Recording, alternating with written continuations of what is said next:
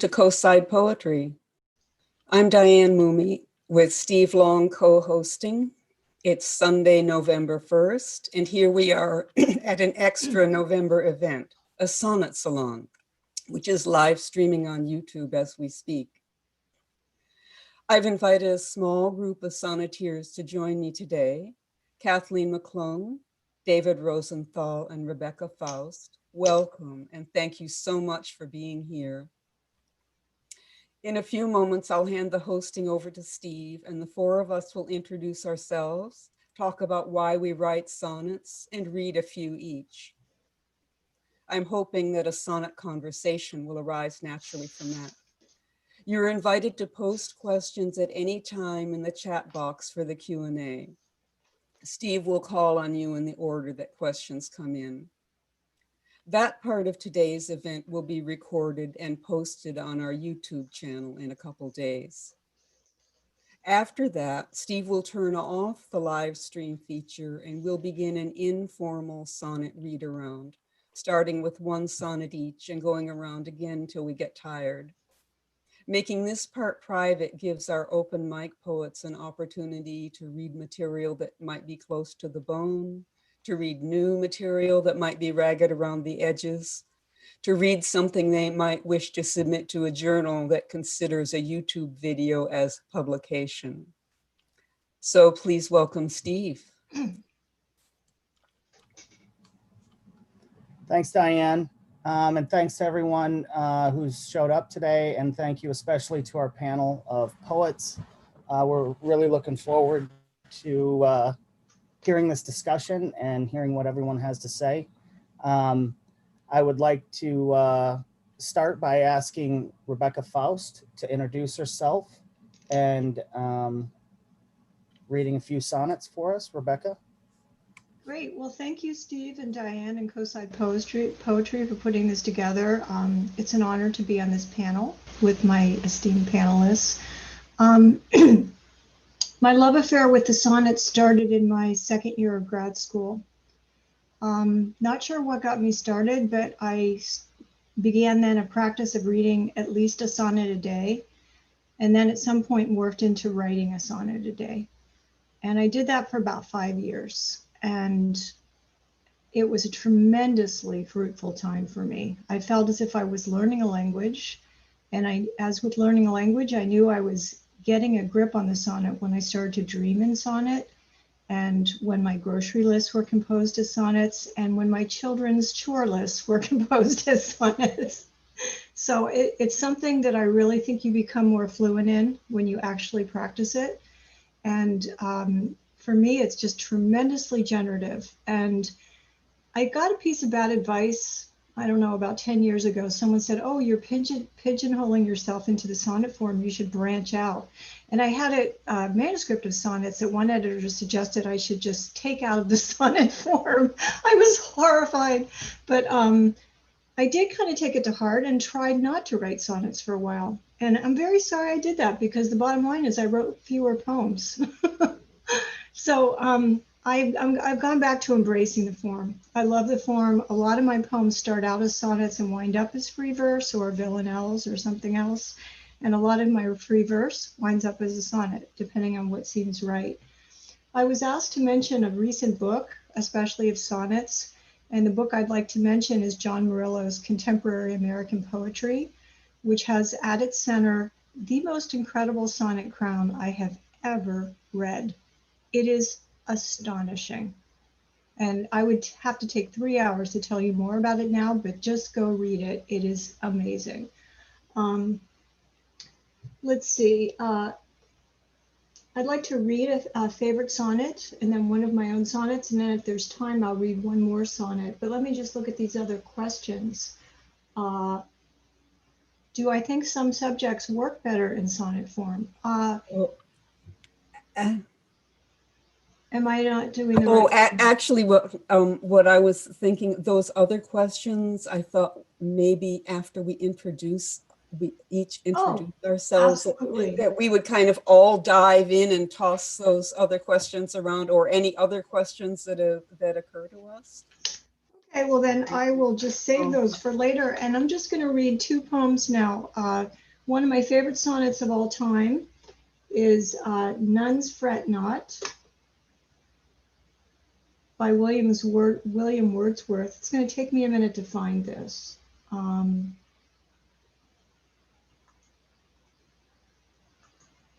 you guys know that sonnet? Nuns Fret Not. Well, I can't seem to find it, so I'm just going to summarize. It starts out, nuns fret not at their narrow room. And he's talking about the sonnet in that sonnet. He's talking about the constraints of the form, and the bottom line is the idea of freedom in chains. So I wrote my response to that, which is also called Nuns Fret Not. And this is from my book of sonnets, Paradise Drive, which collects sonnets in a narrative sequence about a protagonist, a character named Pilgrim, who walks through all the poems in this book. So Pilgrim shows up in the first line of this poem. Nuns fret not. Pilgrim's inside the frame here and guesses she likes it that way. If nuns fret not in their narrow cells, why then should she? Her cot has, after all, got this very nice mattress and custom duvet. But under the green hum of the all-night lights, she almost makes out some other sound, a break in the rhythm, a knock in the engine of warm, rocking dark. For the lights in their way do emit darkness. The men on their knees in the dirt of the park she jogs in, a Food Not Bombs t-shirt, a friend's son's legs lost in Iraq. Iraq? What is Iraq doing in here? She's screwed. Something is knocking. The size of the world. Thanks.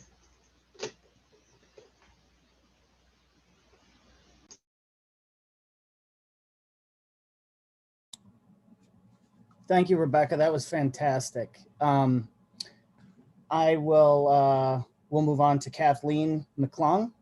Kathleen, if you would take a minute to introduce yourself, introduce your your relationship to sonnets, and then if you would please read one for us.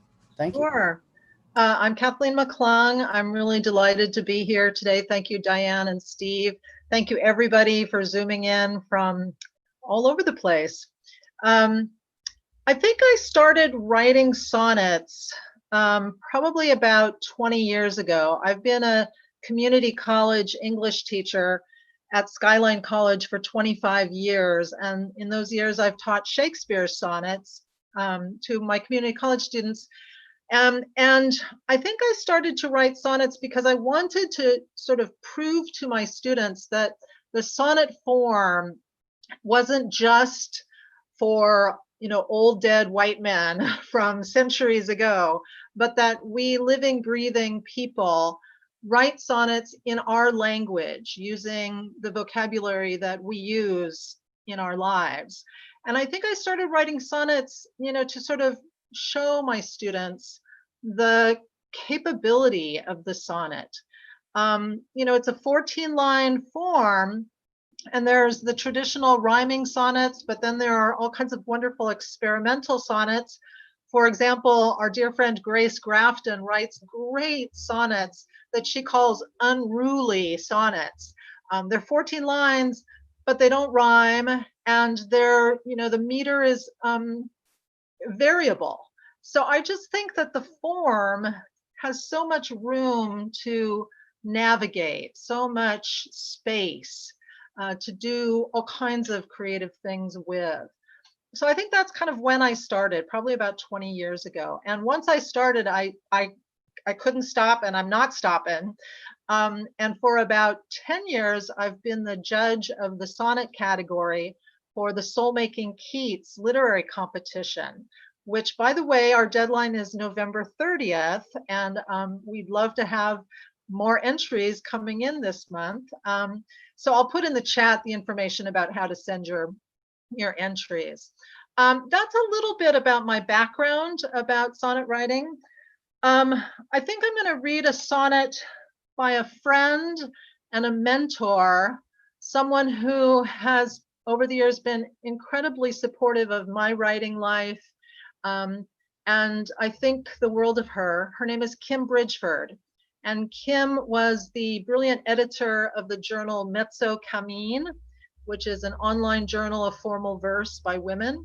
She was the founder and director of the Poetry by the Sea conference in Connecticut that I had the supreme pleasure of attending last year.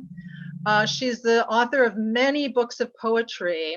She's a formalist and at one time was called the First Lady of Form as a really nice compliment for her formal writing.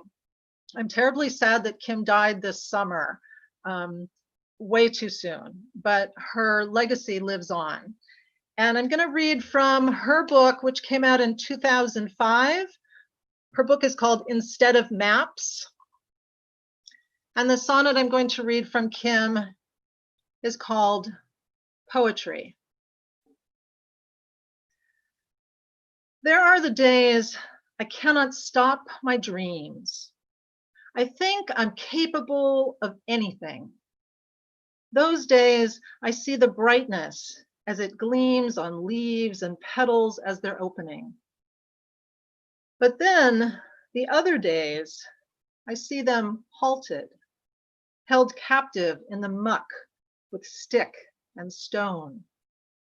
Discouraged, I'm cut off from the exalted, a prisoner of mortality and bone. Yet it's from this give and take, this sun and mud, this spectrum ranging from the stars to blood, that something happens that I recognize. The marriage of my failure with a stream. Hope, barefoot in the splash of writing's dream, picks up the words like angels in disguise. Thank you.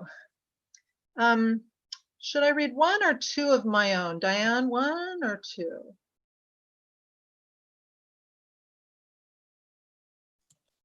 Steve, how are we for time? I think How we're is she for okay. time? I think 2 would work. Okay. Kathleen. I think we'd be fine. Okay. I'm going to read a sonnet from my newest chapbook, A Juror Must Fold In on Herself, which just came out in September. And I'm going to read the sonnet called The Forewoman Speaks. Among us 12, just 3 have raised a child. We're mostly gray and promise to be fair and wonder if the prosecutor smiled to greet or warn or both. We go nowhere for weeks. We're stiff and silent in these rows, our faces stony, though we ache to cry. Delete that damn surveillance video, Exhibit A, that shows a girl, 6, die. Night, crosswalk, SUV. And in the end, our verdict signed and dated, read aloud, we will resume routine. Go meet a friend for lunch on Harrison, admire a cloud above the bridge, 10,000 cars an hour, some back seats full of kids.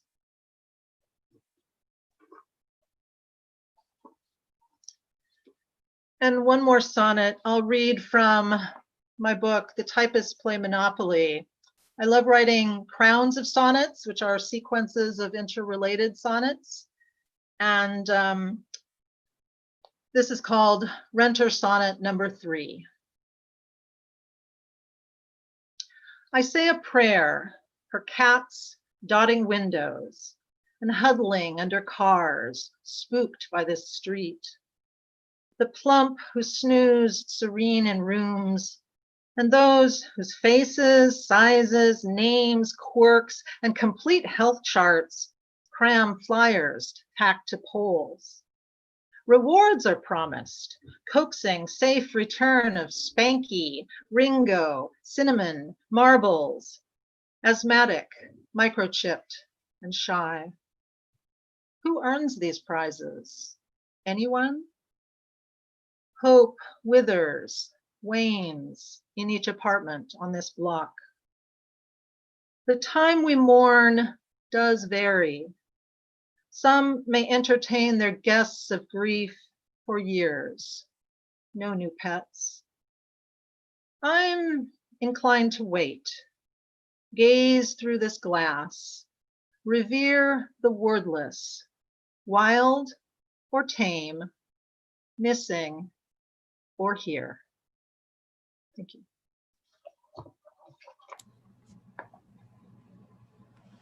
Kathleen, that was lovely. Thank you. To continue our introduction of our panelists, we'll move on to David Rosenthal. David, welcome. As before, I'd ask you to maybe introduce your relationship to the sonnet form and then read a few sonnets of your choosing. Thank you. Great, thank you. Thank you, Steve and Diane, for inviting me, and really happy to be on a panel with Becky and Kathleen, two poets I really admire, so I'm happy to be part of this. My relationship to the sonnet might be a little different than others. I write pretty much, not pretty much, I write exclusively in meter and rhyme. And the sonnets I write are very traditional. If you looked at them and you knew about sonnets, you'd be able to recognize, oh, that's Petrarchan and that's Shakespearean. And I write them in iambic pentameter with definite rhyme schemes and so on. But most all of my poems are in meter and rhyme. And I can't say a lot about any conscious choice about that. It's just sort of how I write and how I have always written poems since I started writing them seriously. And yeah, I consider it one of my many neuroses that I write in form. So sonnets are special to me as a reader, or originally were, and then as a writer of formal poems, it was one of the choices that poetry made for me as I would write a poem. And sometimes I'm more or less conscious of it. Oh, that I could make a sonnet out of that. But usually I'm writing a poem and that poem makes itself into a sonnet. So it's not as sort of specific or thoughtful as that. But I do think sonnets do certain things, lend themselves to certain things. One is one of the things about writing in form at all is that making choices to satisfy the form, metrical or rhyming or whatever, forces you to think of things and try things and find words that you might not have found another way. And so it leads you out of what you're trying to do and forces you to shift your allegiance to the poem, as Richard Hugo used to say. And so a form as sort of demanding and rigid as a traditional sonnet really pushes you to do that a lot, I think. So I'll share, I was asked to share a favorite sonnet by someone else, and that's an impossible task. I have so many favorites, but today is standard time. We turned the clocks back last night, and one of my favorite sonnets is a poem about that, so I'll share that. And that's one of the things a form as structurally formal as a sonnet can do is memorialize a moment or speak to a ritual or something. So this is by a poet, contemporary poet, Daniel Anderson, and the poem is called Standard Time. The church's spire, the courthouse clock, and all the slanted roofs that line the square of dime store, bank, and Mitchell's shoe repair have joined their silhouettes to interlock against the evening's cold cornflower sky. The velvet counter darkness of the street seems painted by the sly hand of Magritte to stump the mind and its bewildered eye. A failing light, the growing zodiac, a windfall hour spent. Each leaf-lined yard is cloaked in tones of cobblestone and slate as we discover in our turning back an early dusk we cannot disregard, a change we never quite anticipate.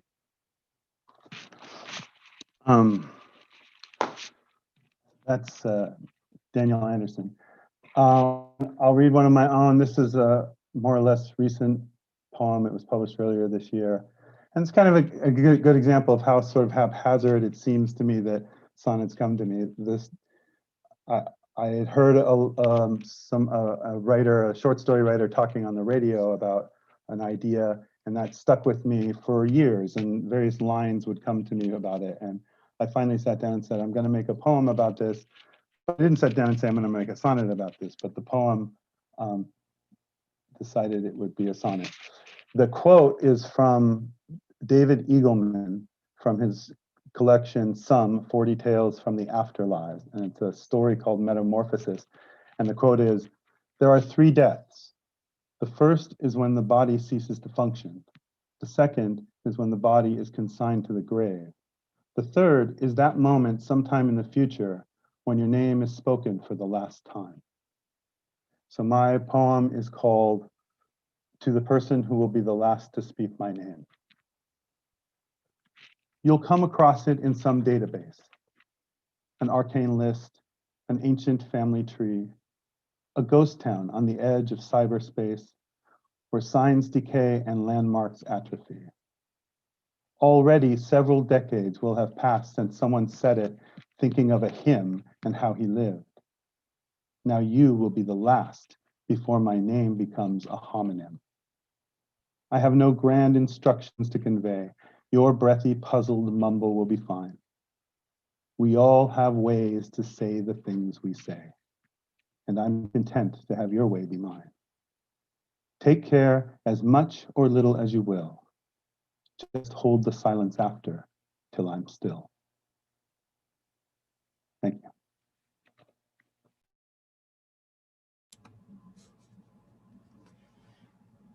Beautiful. Thank you, David. That was excellent.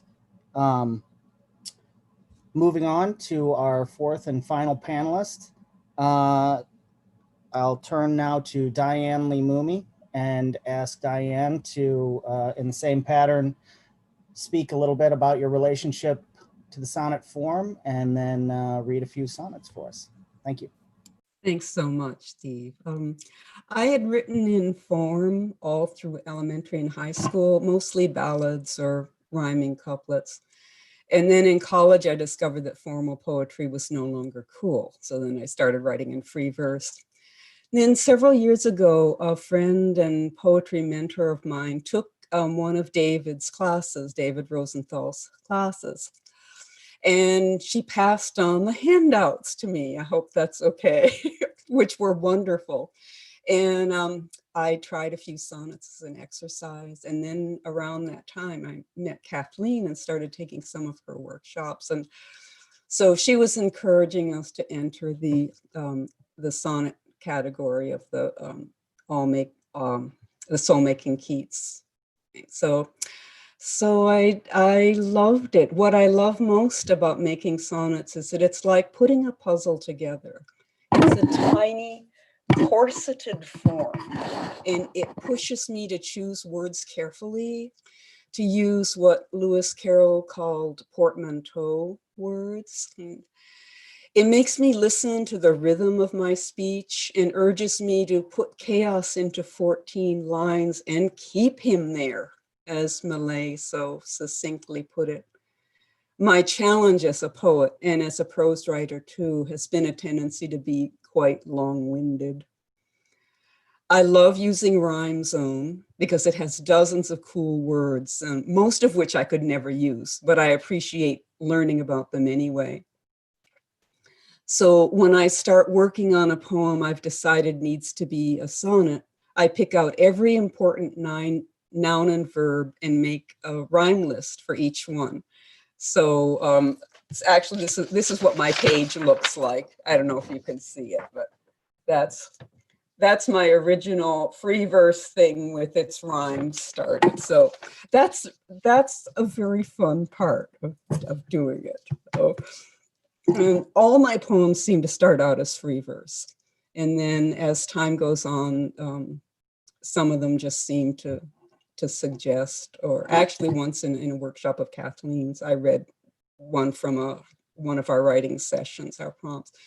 And she said, "Is that a sonnet?" Well, no, says it could be. So it soon became a sonnet after she said that. I could see the form. So I guess most of my influences are the classics, Millay, Shakespeare, Browning, Milton, and Kathleen. And the sonnet by other I would like to read is number 43 by Edna St. Vincent Millay. What lips my lips have kissed, and where and why I have forgotten, and what arms have lain under my head till morning. But the rain is full of ghosts tonight that tap and sigh upon the glass and listen for reply. And in my heart there stirs a quiet pain for unremembered lads that not again will turn to me at midnight with a cry. Thus in winter stands the lonely tree, nor knows what birds have vanished one by one, yet knows its boughs more silent than before. I cannot say what loves have come and gone. I only know that summer sang in me a little while, and in me sings no more.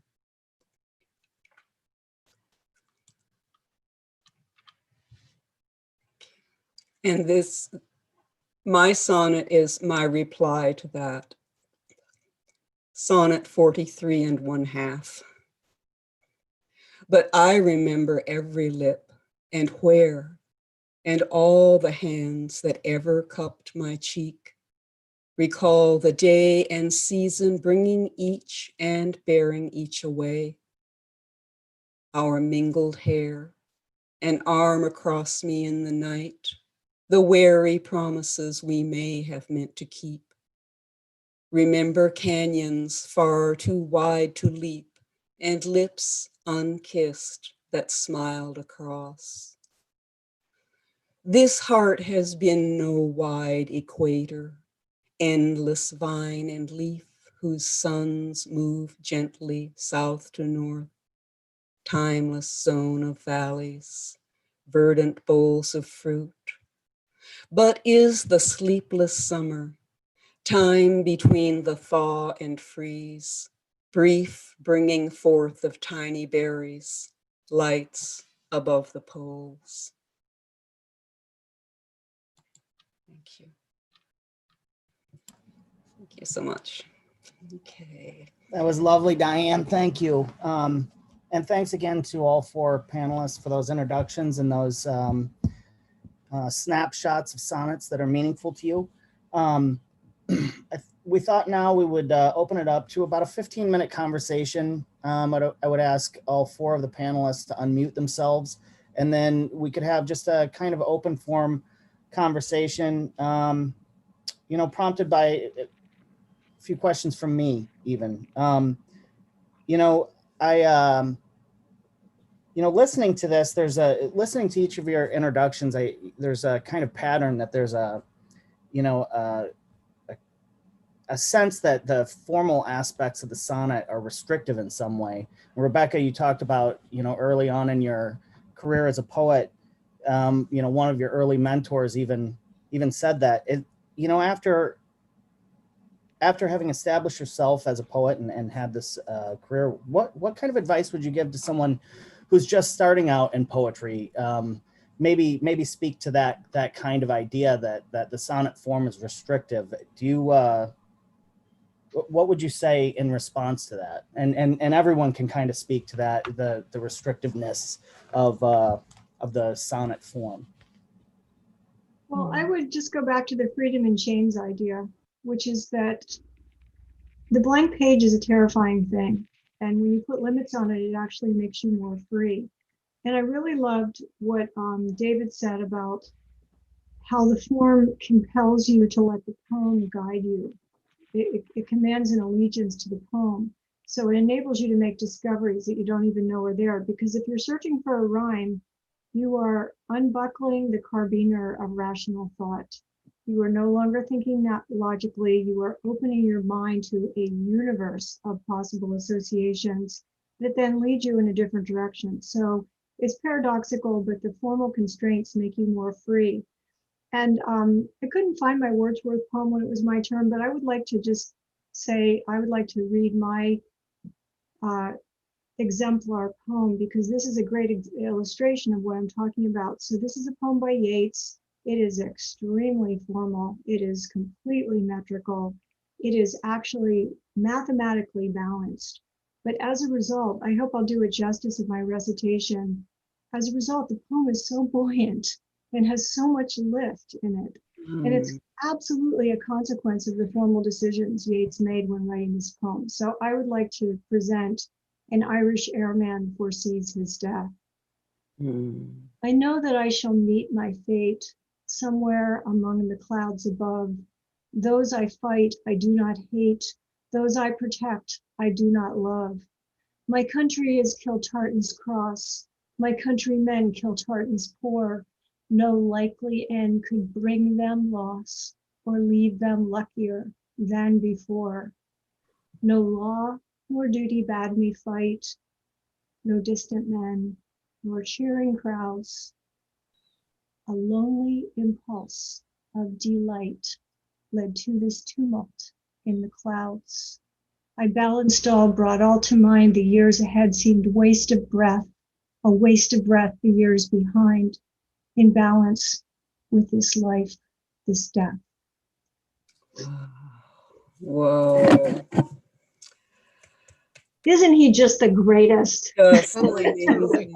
You know, as you were talking and as you were reading, I had a sudden flash about crystals.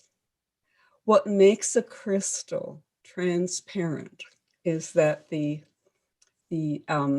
atoms or the molecules, whatever, you know, the particular one is, are lined up exactly perfectly, and you can see through it. And so I thought the sonnet is a crystal. It's this perfect crystal form through which I can see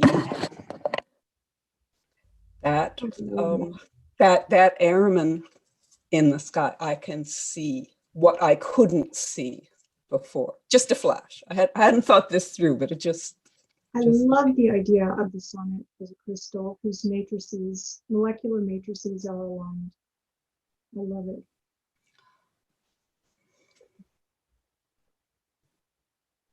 You know, one thing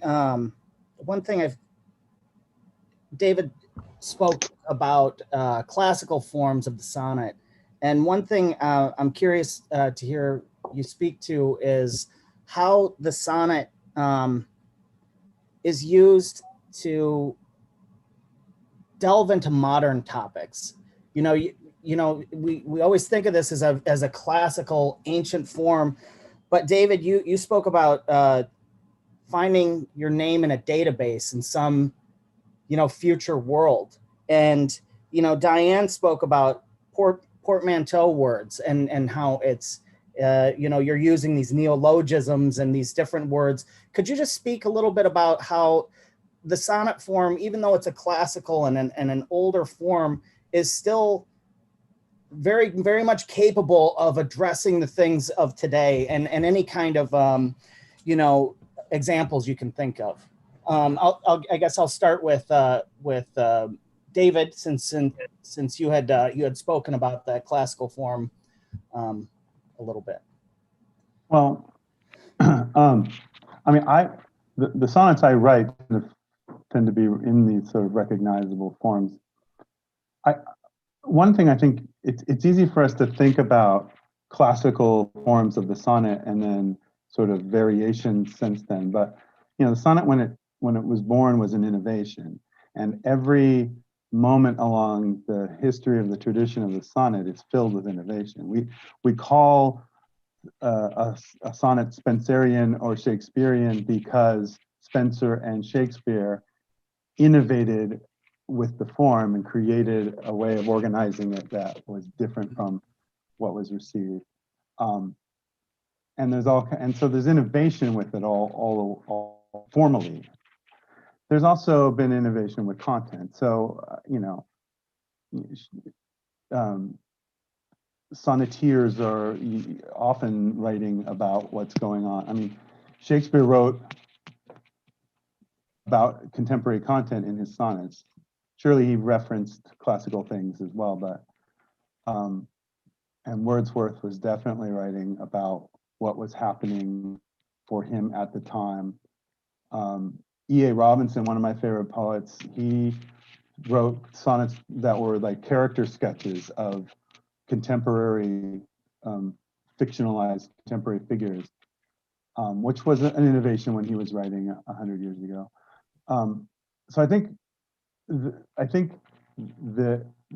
there's this, it's another sort of paradoxical thing. We were just talking about the paradox of the form creating a freedom. I think there's a paradox of the tradition pushing innovation as well. So people are constantly adapting this form just to write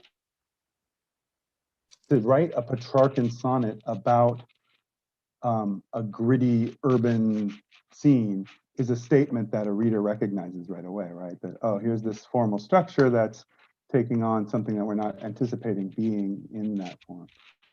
So I think that's something that happens a lot as well. But I think that it's easy for us to think about what a poet was writing 200 or 300 years ago as classical. At the time, much of what they were writing that we think of as classical was contemporary for them, right? So I think that's one of the things that happens. And I think that's one of the sort of short shrifts that formal poetry ends up getting in the 20th century, is people thinking of it as this old stodgy thing, when the oldness and stodginess of it is poor application of it more than anything else. More could be said, but I think that's how I would add. I'm thinking of a lot of feminist poets who take the tradition of the sonnet and as a kind of a, I don't want to use a hyperbole, but I will, as a kind of revolutionary act to take the ancient form of the sonnet and turn it into, the speech of now, about the subjects of now. The editor and writer I mentioned at the beginning, Kim Bridgeford, I think would wholeheartedly endorse what I just said. A lot of folks who submit their work to Mezzo Cammin, the Journal for Online Poetry, which I'm going to type into the chat. So I know I'm misspelling or mispronouncing the Italian, but Mezzo Cammin is the journal of formal verse by women. And I really urge you to submit and read it and support it. It's being carried on by Anna Evans, who was a close friend of Kim Bridgeford's. So not just feminists are kind of commandeering or, seizing the sonnet form, but, you may know Terence Hayes' book, American Sonnets for My Current and Future Assassin. I'm probably mangling the title, but it's a brilliant book. Please correct me on the title. So there are all kinds of people writing in the traditional form, but writing about the now and about our concerns. Becky and Rebecca and David and Diana, I'd love to hear some other examples from you guys. Oh, I would love to give you some. I just taught a class on the sonnet at the Frost Place Poetry Seminar this summer. And what I focused on for that class was sonnets by BIPOC poets. There are many of them. I think the current master of the form is Patricia Smith. She writes a sonnet crown about once a week. I've never seen a more prolific poet, and they're really good. She has one about Motown. She has her version of Marilyn Nelson's wonderful Emmett Till crown sequence. She just published one a couple weeks ago on LitHub called Salutations in Search of. that is unbelievable. And she just read it for the first time at that Frost Play seminar and for the second time for Marin Poetry Center last week. There are just amazing practitioners of the form. Now, the interesting thing about the sonnet and all form is that form itself has become a politically charged term. And there's a belief that form is a product of the Western canon, which is a white male patriarchal, old dead guy canon. And so for a while, there was a refusal, an absolute formal refusal by poets to write in these forms. Marilyn Nelson wrote a transformative essay called Owning the Masters, because Audre Lorde, her idea is you can't use the master's tools to dismantle his house. So if you're going to write poetry, you need to invent new tools, a new language. Marilyn Nelson debunks that idea. And she talks about, in this essay, it's available online, it's called Owning the Masters. And she talks about owning the form and using that as a source of power. And she talks about Phyllis Wheatley and how Wheatley's name is from the name of her slave owner and the name of the ship that carried her. But the reason her name is remembered is not because of Mr. So-and-so Wheatley who owned her, it's because of her. She transformed it, she owned it, Yeah. it became hers. And this is what Nelson thinks poets should be doing, is using all the tools at our disposal and writing the best poems we can. Yeah, I'm thinking of the sonnet by Gwen Brooks, and Kathleen, you or one of you others might be able to supply the name of it. It was written during the war. I'm sure it's about she's putting her things away in the cupboard because she knows she has to go somewhere, and she doesn't know if she's still going to appreciate these delicious things that she has in the cupboard when she gets back. Do you know the one I mean? It's just an arrow poem. It just goes right in its form. Its sonnet form is crystalline, and it just gets in right below the radar. Just amazing. And obviously was very contemporary at the time that it was written. I would add to this discussion also that there's a lot of young poets and young people in the poetry world that are much more open to form than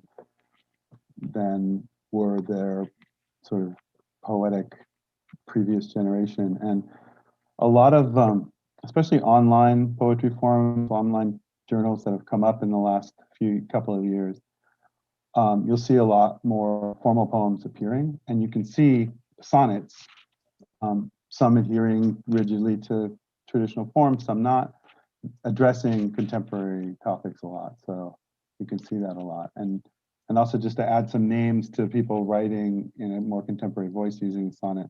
Rick Mullen is brilliant at having really contemporary pop culture references worked into formal poems, especially sonnets. That jumps to my mind. Quincy Lair is another person like that too. There's just a lot of them out there. If you go searching online, searching through, there's so many online magazines, you can find lots of wonderful examples of sonnets addressing the conditions we're living in and addressing very contemporary and spoken in contemporary voice as well. David, are you still involved with Erratosphere? Oh, I go by there every once in a while. Can you tell people about what Erratosphere is? Yeah, it's it actually started as a sort of the sort of message board section of Able Muse, which is a poetry journal, and it became a workshop that back in the mid 2000s was a really important workshop for a lot of formal poets who were sort of part of what was then called the New Formal movement, where they were sharing work with each other, and some fairly well-known formal poets. I mean, as well-known as formal poets were there. Alicia Stallings was part of that group, Timothy Murphy, and um, A.M. Juster, a bunch of other people as well. So it's essentially a forum. People share poems and critique them and discuss poetry, and it's mostly formal people who write in form. I'm careful not to necessarily say formalists, because there are those. There are people who advocate for writing in form and take a position about it. But there are also those of us who write in form, but don't necessarily evangelize about it. And can I just say that for many years, David ran a series in the East Bay. It was first Fridays and then fourth Wednesdays. What am I? It was on different days, yeah. David is a huge supporter of poets in the East Bay and throughout the Bay Area. And you know, I'm just so grateful for all that you do on behalf of the poetry community, David. So thank you for all those years of work. Thanks, Kathleen.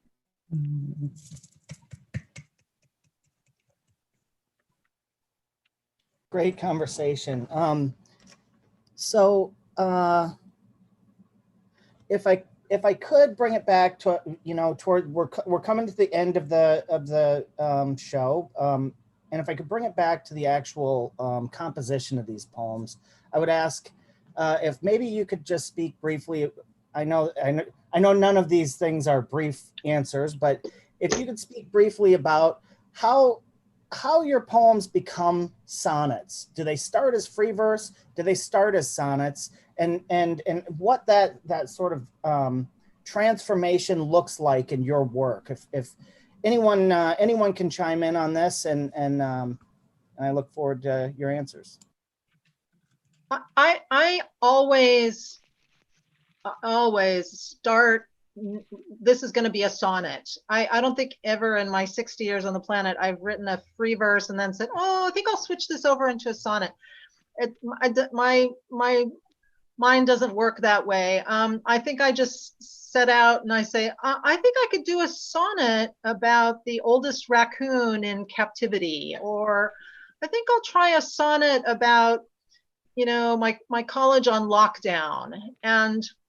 And I can distinctly remember writing a sonnet about my school on lockdown, you know, around school shooters. And I wrote one sonnet and I liked it okay, but I thought this one sonnet is just too sort of glib. And there was more to explore beyond those 14 lines rhyming and in iambic pentameter. And so that sort of set the bar higher. I needed to write more. And I wrote a whole crown of sonnets called Lockdown Crown, because the first sonnet was just kind of getting a toehold on this complex set of thoughts and feelings that I had around my school being on lockdown. And so that I was glad that I didn't just sort of settle for, oh, that was a nice sonnet and, you know, I'm done with it. It really pushed me to keep going and go deeper. So that's, you know, and I love the crown form of the sonnet because it does just that. It makes me go deeper beyond just a kind of a quick hit. And you know, a sonnet, you know, it can run the risk of being too glib or too kind of quick and offhand, because of its brevity and because of kind of tying up things and those final, you know, couplets. And I never want to be just sort of down and dirty. I want my work to really grapple with whatever it is I'm grappling with. But yeah, I always start very consciously that this is going to be a sonnet, or this is going to be a pentum, or this is going to be a something. And making that decision up front definitely shapes how I embark and how I proceed. But I'm curious to hear how others' process is. Well, I am your polar opposite because I never have a form in mind when I sit down. When I sit down, I write down what I'm thinking about. And sometimes if it has 10 or 12 lines, I'll think, oh, that could be a sonnet. But the first couple of drafts of a poem, any poem, are rarely in form, except for during that time when I was writing sonnets all the time. And honest to God, I was just popping them out like toast then. I mean, they were just coming out in 14 lines. But most of the time I just write the poem that occurs to me, and it's often just an image or an idea. And then once I've worked it for a while and I feel like what I want to say about it is all there in that clump. If the clump is sonnet size, then I might start toward shaping it towards a sonnet. Mhm. It's so interesting to hear you talk about writing these crowns. I've never successfully written a crown. And every time I try to write a crown, maybe you can help me because I feel like I always end up spinning my wheels. I feel like I end up saying the same things over and over. And I think I just answered my own question, because I think that, you know, sometimes you write something that is a little too long for just a sonnet, but not quite long enough for a full crown. So you could write, you know, one of those 7 sonnet crowns, I guess. I could look at my failed efforts and see if maybe there are just fewer sonnets to make a sequence. But another idea that just occurred to me is to bring in another subject. Like the one I'm thinking about, I was writing a response to a film called Vanya's Room, about a drug addict in somewhere in Central Europe. But anyway, I was really wedded to the images that in the notes I had taken watching this very long film. And I just kept recycling them, and it got very boring. So clearly what I needed to do there is bring in another subject that was suggested to me by that. So thanks for that help. Anytime, Rebecca, anytime. Mhm. Mhm. I mean, I'm afraid my answer to this question is probably pretty unsatisfactory. I don't usually think this is going to be a sonnet. I'm already writing in form, so I usually start with a line or two that has muddled around in my brain for quite a while. So those are already probably in meter, and I start going, and a sonnet happens when at some point during the hammering out of this thing, it takes that shape. I mean, a sonnet has a definite shape. There's you know, we can talk about all these things about formal requirements and, you know, the meter and rhyme schemes, and then all the ways people break those requirements, and voltas and various sort of formal features of a sonnet. None of which I think are, you know, necessary or sufficient. There's some other thing that is sonnetiness or something. Yeah, And, yeah, and yeah. at some point during writing a poem, it will feel sonnety. Mhm. And there have been times when it has felt that way, and I've headed toward a sonnet and it didn't work out, and I had to change what it was. So, Yeah. so it's a lot more haphazard with me, I think, or at least unconscious. For me, there are certain themes that tend to appear in sonnets, you know, love lost kind of thing, you know, that when I start writing, like Rebecca said, and like you said, David, it's, I mean, I could call it free verse, but mostly it's just writing, because everything starts out handwritten in my journal. So it's just kind of line, line, line, line, line. And then at some point it's like, well, maybe this is a poem, maybe this is a such and such. But it does seem that certain kinds of certain topics, certain themes feel sonnety to me. So I just typed into the chat the title of a book I adore. I'm a little biased because Grace is a friend, but she is a brilliant friend. Her book is called Whimsy, Reticence, and Laud, Unruly Sonnets. And these are, we were talking about like the sonnet sort of essence, and all of these are totally the essence of sonnets. They don't rhyme, they're not necessarily in meter, but they are sonnets, and they're just unruly, delightful, charming, brilliant. You know, lay hands on this book. It's a great book. It's a really great book. super. Fantastic answers. Thank you. So I thought maybe we would take a couple minutes here at the end. We started a little bit late. We have about 5 or so minutes left. If you all are okay with that on the panel, that I would open it up to anyone in the audience who would like to ask a question. If you'd like, type it into the chat, or just type that you'd like to ask a question and I'll unmute your mic. I know it's kind of on the spot, put in a question, but Maybe we answered all the questions there ever were about sonnets. well, I'm sure questions will come up during the second portion of this. So there's certainly And we gonna can be still time. talk. It just won't be recorded. Yeah. But maybe that's a good thing.